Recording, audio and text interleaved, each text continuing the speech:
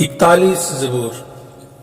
मुबारक है वो जो गरीब का ख्याल रखता है, खुदावन मुसीबत के दिन उसे छुड़ाएगा। खुदावन उसे महफूज और जीता रखेगा और वो जमीन पर मुबारक होगा। तू उसे उसके दुश्मनों की मर्जी पर ना छोड़। खुदावन उसे बीमारी के बिस्तर पर संभालेगा। तू उसकी बीमारी में उसके पूरे बिस्तर को ठीक करता है। मैंने कहा, ऐ खुदावन मुझ पर रहम कर, मेरी जान को शफा दे, क्योंकि मैं तेरा गुनाहगार हूं।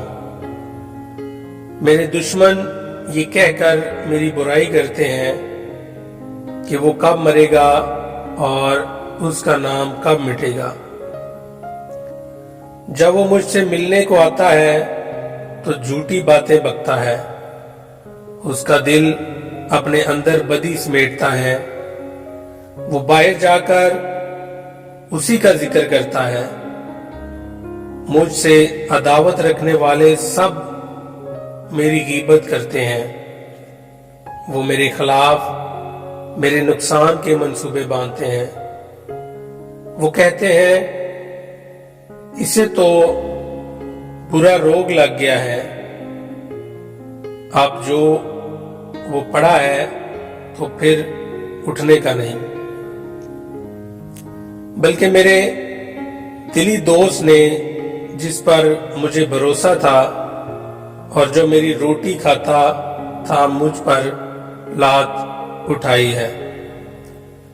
पर तू ऐ खुदावन मुझ पर रहम कर, मुझे उठा खड़ा कर, ताकि मैं उनको बदला दूं।